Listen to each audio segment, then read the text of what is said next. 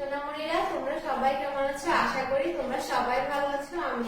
আমি আজকে আবার তোমাদের সামনে অনলাইন ক্লাস নিয়ে হাজির হয়েছি। আজকের ক্লাসের বিষয় হচ্ছে বাংলা শব্দ গঠন। আজকে আমরা বর্ণ দিয়ে শব্দ গঠন শিখবো না, আজকে আমরা শিখবো কার চিহ্ন দিয়ে শব্দ গঠন।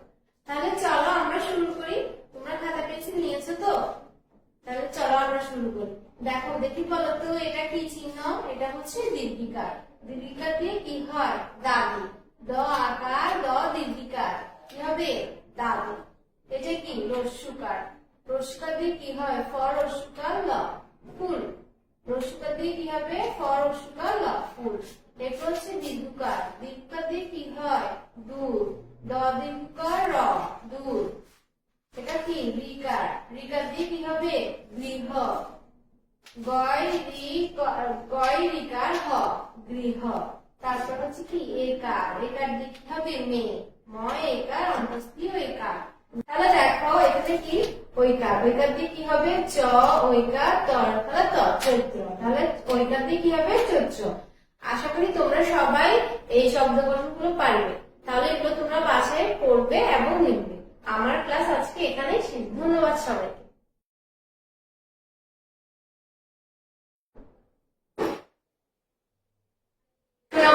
তোমরা সবাই কেমন আছো? আজকে আমি তোমাদের সাথে আবার অন্য ক্লাস নিয়ে হাজির হয়েছি। আজকের বিষয় হচ্ছে গণিত, জোড় সংখ্যা ও বিজোড় সংখ্যা। দেখি সবাই আমার সাথে খাতা এবং পেন্সিল নিয়ে বসে পড়ো। আজকে আমরা জোড় সংখ্যা শিখবো এবং বিজোড় সংখ্যা শিখবো, ঠিক আছে? দেখি চলো আমরা সবাই শুরু করি। দেখো প্রথমে জোড় সংখ্যা। 22, 24, 26, 28, 30। 22, 24, 26, 28, 30। 32, 34, 36, 38, 40। 32, 34, 36, 38, 40। 22, 24, 26, 28, 30। 32, 34, 36, 38, 40। তোমরা এবার জোড় সংখ্যাগুলো পারবে তো? এবার চলো বিজোড় সংখ্যা পড়ি। 21, 23, 25, 27, 29। 21, 23, 25, 27, 29।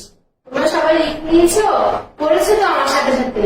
এবার লেখাগুলো বাসায় বারবার লিখবে এবং শিখবে। আমার ক্লাস এখানেই শেষ। ধন্যবাদ সবাইকে।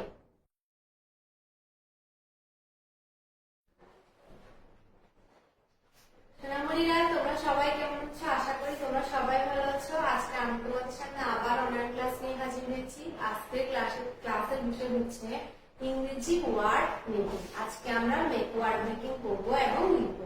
দেখি তোমরা খাতা এবং পেন্সিল নিয়ে বসে পড়ো, আমার সাথে সাথে পড়বে এবং লিখবে। তাহলে দেখো প্রথমে কি আছে? এস। এস দিয়ে হচ্ছে সান। এস ইউ এন, সান। সান অর্থ সূর্য। তাহলে S for sun. T, T for tiger, T-I-G-E-R, tiger, tiger অর্থ বাঘ। T for tiger. U for up, U-P, up, up অর্থ উপরে।